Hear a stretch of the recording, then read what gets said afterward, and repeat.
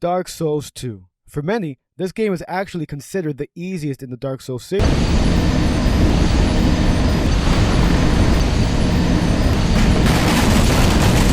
I've been putting off playing Dark Souls 2 because this game has a mixed reception, and I just avoided it because of what others said.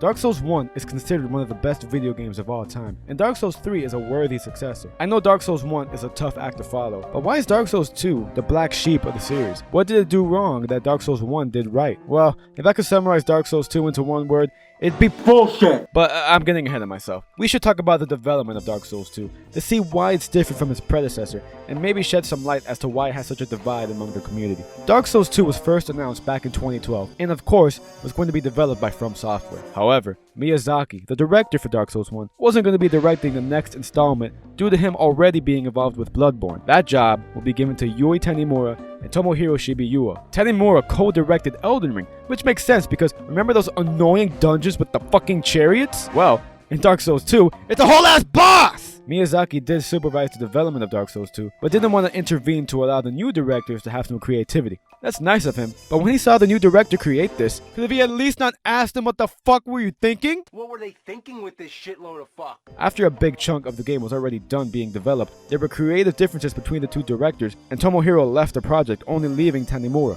which made him the sole director of Dark Souls 2. Tanimura didn't want to start from scratch, so we had to figure out how to repurpose designs for this new reimagined version of the game. This meant changing NPC roles, rearranging locations on the map. For example, Lusatil of Mira, I think, her name was going to be Don Quixote. Don Quixote? I don't fuck. I feel kind of bad for Tanimura though. You can tell he was passionate about Dark Souls 2, but was just stretched too thin and had to improvise halfway through development. And because of this messy development, we got a messy game.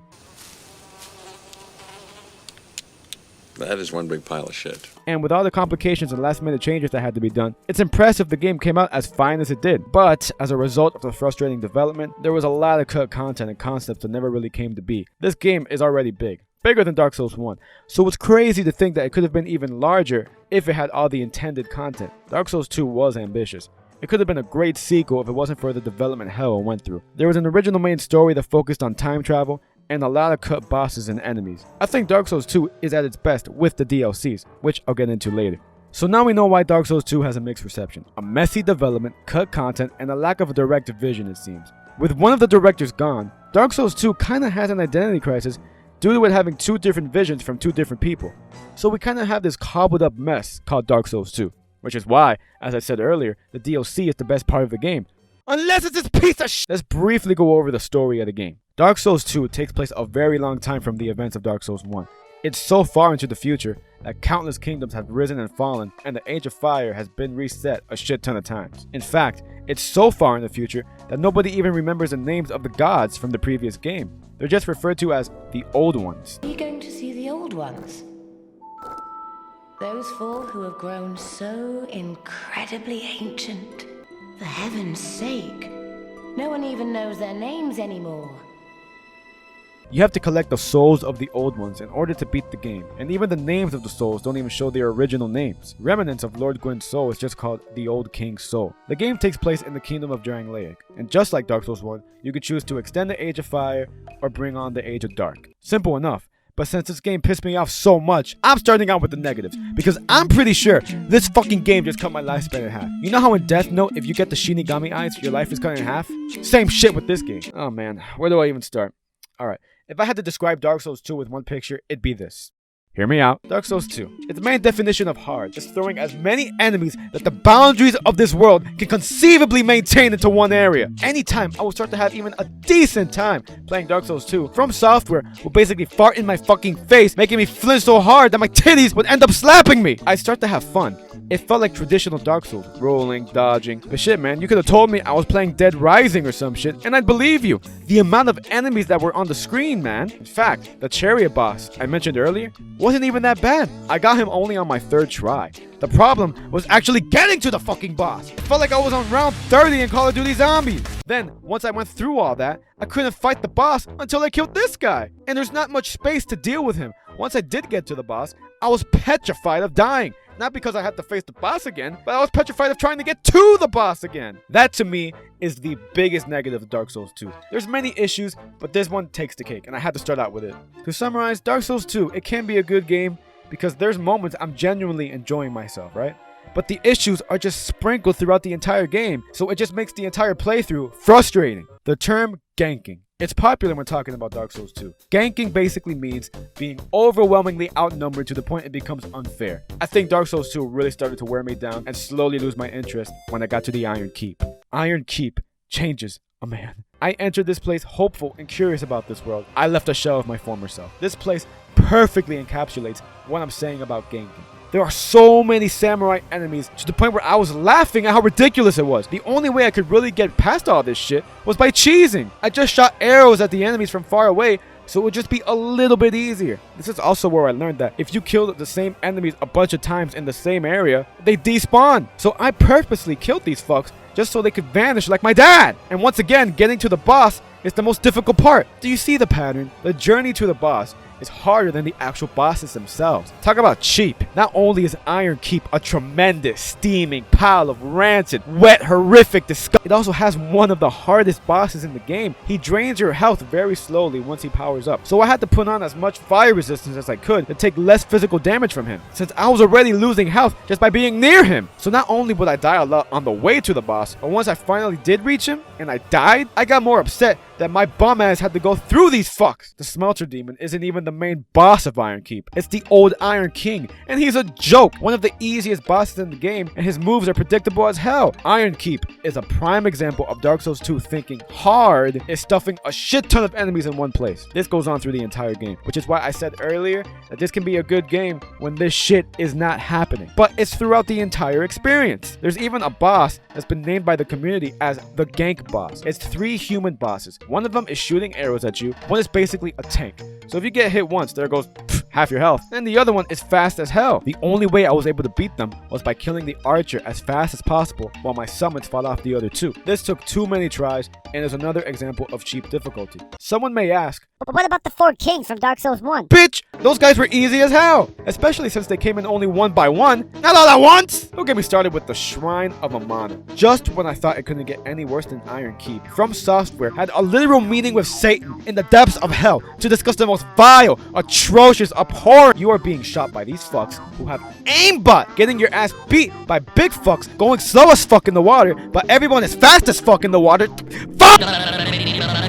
I had to resort to cheesing with my bow again to make any sort of progress. And the final boss of this area? A joke! I beat him my first try. But yeah, ganking really is Dark Souls 2's biggest weakness, and it's what made me really get tired of playing. Now, let's get into the punishment for dying, because you will die. A lot. In Dark Souls 1, if you died, you became hollow. You lose your souls, you can't summon NPCs to help you out, and you also can't be invaded. It sucks, but it's not too bad. But Dark Souls 2, the punishments are just too much, man. I was expecting the game to give me the tension to make me write on the board what I did wrong over and over again. If you keep dying, you lose HP, which may not seem like a big deal, but there's not a lot of human effigies to go around. Like, I get it. I died. I blow ass. You don't need to remind me. Then the iframes. Iframes in Dark Souls is basically a brief moment of invincibility. You'd be safe if you were going through a fog wall and trying to do a backstab or a parry, which would save a lot of time trying to get to bosses because you could just run past enemies and head straight for the fog wall. But that's not here in Dark Souls 2. You are still vulnerable in the middle of an animation, which means if there's a shit ton of enemies around the fog wall, well, you better not be a little bitch. You better kill the enemies. Back in Dark Souls 1, backstabbing was a skill you had to practice in order to master, and once you could easily backstab enemies, it felt rewarding and satisfying. But in Dark Souls 2, it's like you're being punished for even attempting, because since there's no iframes, you're screwed. Dark Souls 1, I guess you could say, has some gank squads, but man, that was rare. And in places like Sen's Fortress, there wasn't a shit ton of enemies in one place, so you can focus and look out for the traps. So the game rewards you for taking it slow and being cautious. I bet if Sen's Fortress was in Dark Souls 2, From Software would have said, fuck you, shove a bunch of enemies in one room, making for some cheap deaths. And I feel like people will try defending this, saying, If you just kill the enemies in an area 12 times, they'll eventually despawn. but is that really fun? Killing these guys over and over again, is that fun to you? It's just time consuming and boring. Just like how I'm being forced to use a bow to cheese the enemies. That's not fun. That was boring and my desperate attempt to get through these pieces of shit. This is why I love Elden Ring. These awful trips to the bosses don't exist. Like, this is what I mean about the game being too punishing. I lose my souls, my health, my fucking will to live, and now you're just making me waste like 40 minutes to get to a boss. I get it, I died! And the hitboxes.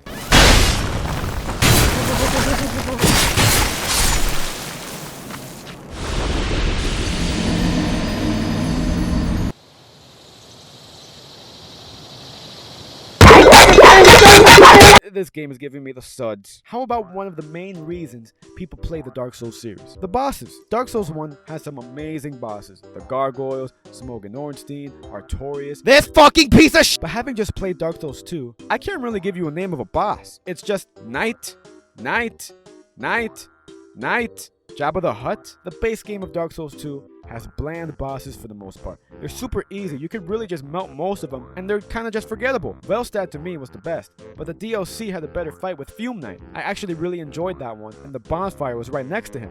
That's the best part. I wouldn't be so pressed that most of the bosses are just dudes in armor, if the fights themselves were fun, but they really weren't. If the best fight considered by many is in a DLC, and there's a problem. I thought Venture was emotional, like Gwyn, but not fun. He's not hard, he's just so time consuming. These bosses are even easier if you don't log onto them, like with this dragon. Logging on just slows you down. Really, the whole game feels slow. Even drinking out of your Estus is slow. I'd say using life gems are better. You can actually move while using them, you can hold way more, and they're easier to get. You can literally just buy an endless amount of them from the merchant. And they stack when you use them, so if you get hit shortly after using one, your health keeps regenerating, which then makes the game too easy. One of the most stressful things when fighting a tough boss in Dark Souls 1 was conserving your Estus flasks and being smart about when to use them. But if you got 99 life gems, fuck it, man, right? Speaking of slow, the combat feels slow too. It almost feels like turn-based combat, and this video shares my exact thoughts. Back to Dark Souls 1. If I want to try and play aggressive to like seal out a kill, I can try. I can maybe squeeze out this last hit, then boom, right out. It feels great. You feel like you're really engaging in the game. Really high speed, high tempo, lots of fun. Okay, let's try and see how Dark Souls 2 go out. And there you go. It's not rewarded. What this does is something I like to call turn-based Dark Souls 2 combat. So this begs the question, why does a boss like Sir Aloni, or Alone, whatever, make Sonic look like a damn turtle? Like I said, the gameplay is slow, but this dude is fast as fuck, and the turn-based combat is so apparent here. And healing in this fight is damn near impossible, since he just lunges at you. This boss feels like it belongs in Sekiro, not Dark Souls 2, and of course the path to the boss is full of gang squads. Like, enough! Let's talk graphics. This game is weird. Sometimes the game can look very nice. It can be downright gorgeous with its scenic vistas. It can be pretty when it wants to be, but most of the time it's bland. The interiors have no decorations, it's just an empty, ugly wall. Some rooms are literally just cubes straight out of a Minecraft underground base. What kind of castle made for a king has no decorations? At least in Anor Londo from Dark Souls 1, there were dragon heads mounted everywhere, and statues against the walls. Dark Souls 2's world is confusing because it doesn't really feel like the end of the Age of Fire. The hub area is nice to look at, but I feel like I'm on vacation. This is too nice. Dark Souls 2 didn't really look like a depressing, hopeless game. I mean, you can argue that Anor Londo was a sunny, utopic paradise, but even the sun in Anor Londo was fake! Speaking of the world design in Dark Souls 2 just makes no sense. You see that tower up there? What do you think is up there, Take a guess. Iron Keep! How the fuck is this massive lava castle on top of that little tower? Also, how come it's a clear day outside, but when I come out of this tunnel, there's a fucking hurricane going on? Not to say Dark Souls 1 didn't do this either. You enter this building, it's daytime, but once you leave and get to Darkroot Garden, it's night. But at least the world had interconnectivity. And that was one of the best things about Dark Souls 1, how every area connects to each other and it always leads back to Firelink Shrine. There was no fast travel until the middle of the game when you got the Lord Vessel, but even then you're limited as to which bonfire you can teleport to, which meant you had to know your way around the world, and it felt like a real place. But in Dark Souls 2, you can fast travel right from the beginning, so I guess that made From Software more lazy and just put a bunch of random areas together since you don't have to walk everywhere anymore, which makes Dark Souls 2 feel like a clusterfuck of areas and an overall mess. By no stretch of the imagination am I a hardcore Dark Souls player. I've beaten Dark Souls 1 about 5 times over the years, but I can't tell you the ideal stats to have, ranks, armor, etc. But I can tell you that the adaptability stat in Dark Souls 2 is donkey dick. Adaptability determines your resistances, agility, poise, and poison bonus. Having high adaptability makes you dodge faster, heal faster, block faster, and recover from attacks faster. Sounds nice, and just like communism, sounds good on paper. However, it pretty much destroys destroys the philosophy of Dark Souls, which is to give all players the same experience all across the board, so we can all share our stories on how we were able to overcome challenging areas and bosses. But that's thrown out the trash with adaptability. This stat increases your invincibility while rolling, which means you are at a disadvantage if you have low adaptability compared to someone who has it high. The soft cap is 39.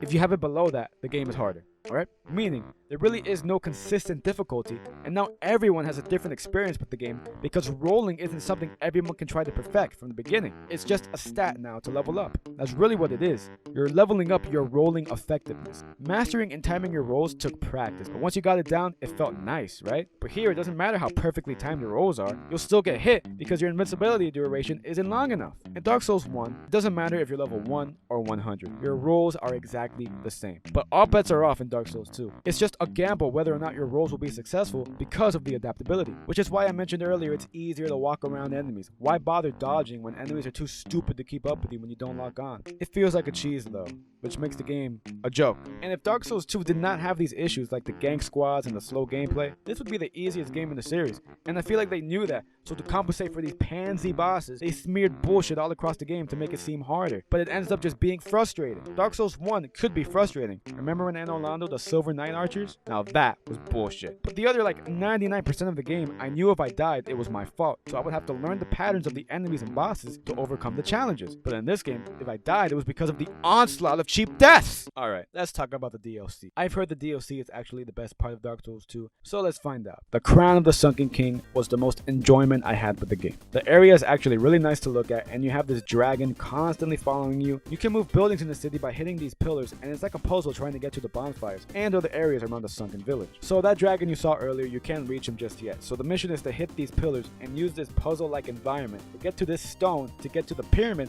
that's actually from the beginning of the village. I thought it was pretty cool that to get to the ending, you had to go back to the beginning. This lady was a pretty lame boss. I got her on my first try, but the dragon fight was one of the better fights in the game, and it made me feel like I was fighting Calamite from Dark Souls 1. Then there's the Iron King DLC, and I think the environment is cool. These big towers connected by massive chains and the volcanic wasteland. But once you get into the interiors, it's not so interesting. Gang squads, and it just looks bland. I gave praise earlier about the Fume Knight boss fight. The second phase where he has a big ass sword had me on the edge of my seat, and he was challenging, but not BS challenging. Plus, if I did die from him, he was only a few steps away from the bonfire. I already talked about Sir Aloni. Fuck this guy. And fuck the path to him. The Iron King DLC isn't terrible, but I didn't really have a lot of fun if I'm being honest. Not as much as the Sunken City. Then there's the Crown of the Ivory King DLC. Piece of shit! The DLC started off good, I'm gonna be honest. You enter this frozen city and there's this invisible boss, so the only way to fight the boss is to get an item you find by exploring the city, and the gang squads are minimal. And I found myself enjoying just walking around the place. Then once you beat the boss, you enter this castle, and this lady unlocks areas you couldn't enter because they were frozen. Now it's your job to kill the Ivory King and put him to rest, and you can get help from his knights, who you find by exploring the areas that were blocked off. The fight itself was actually pretty cool. I felt like I was leading an army, and I was actually having fun. The Ivory King himself wasn't too bad. It was just right. This part of the DLC I liked. Fuck this one! This area I'm about to talk about is optional. You don't have to go here. But still! First off, you can't see anything until the blizzard briefly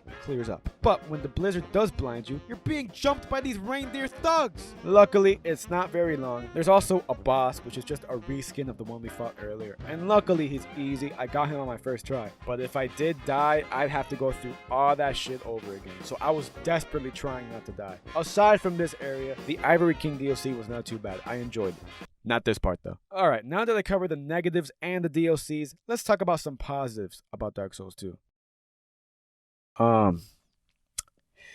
Shit, man. Nah, I'm just kidding. Well, first things first, the visuals can look nice when they want to be, but seeing Majula for the first time was pretty nice. It really did feel like a safe haven to just relax, especially with the sun and ocean view. Dragon Shrine is the standout in the entire game. You see dragons flying everywhere, and the knights of the Dragon Shrine don't even attack you. Instead, they see if you're worthy by fighting these You also fight dragons too. It all leads to meeting to the ancient dragon. You don't have to fight him, but I chose to. But as a result of doing this, I realized I discovered one of the worst boss fights in the game. Aside from that, Dragon Shrine is gorgeous. I just wish more areas were as breathtaking as this. Humanity has been replaced with human effigies. And I think it's better here, since to reverse hollowing, you don't need to be at a bonfire like before. Now you can just do it on the fly. Now, I do like bonfire aesthetics. It allows you to turn a certain area into New Game Plus, which I think is cool. cool because you can get items only available through New Game Plus. So if you don't want to turn the entire game to New Game Plus, you can just do this. Bosses dropping exclusive items in New Game Plus increases the replay value. Though I don't know why you would want to play this again, but the NPCs are cool. They emote sometimes when you summon them and celebrate after you kill a boss. I thought it was pretty cool, but some of them just say straight up lies, alright? I had an older brother. We learned to fence together. He became the most decorated swordsman in all of Mirror.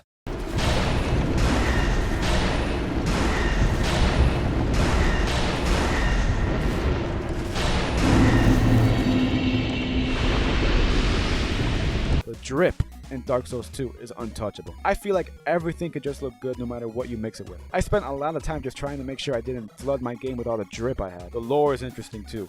It's more humanizing, not really focusing on the gods like Dark Souls 1, but more so with the people of the land and with a focus on time travel. You can go back in time by looking at the memories of giants, but what sucks is you're on a time limit on them. There's power stancing though, it's more fleshed out in Elden Ring, it's kind of basic here. And if you exclude the gang squads and the cheap deaths, there's a traditional Dark Souls game here, and that's when Dark Souls 2 shines. There's little secrets that's for the lore, like if you beat Sir Aloni without taking damage, he commits seppuku. If you face Fume Knight wearing the helmet of his former comrade, he immediately enters his second phase. There's other secrets too, like for example, if you light all the torches in a certain area, an NPC could spawn giving you more drip. And that's all I can think about really. Let's talk about these old saggy fucks. They said something that pretty much solidifies the philosophy of Dark Souls 2. You lose your souls. All of them.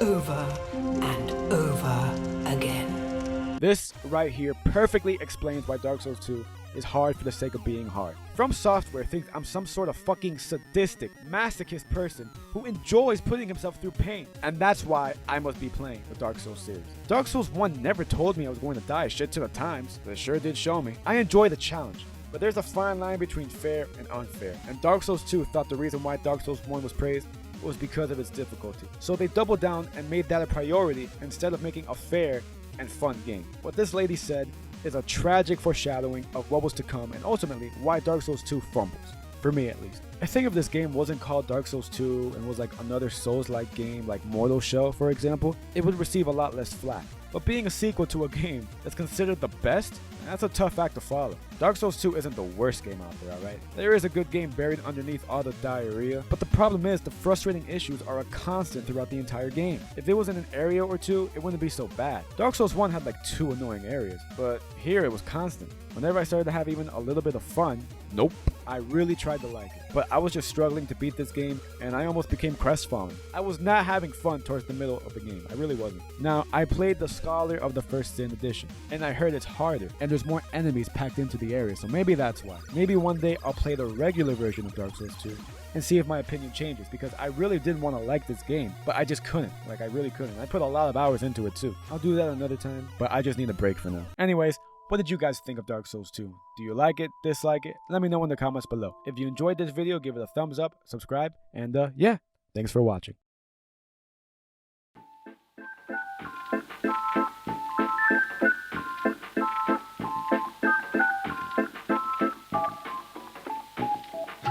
You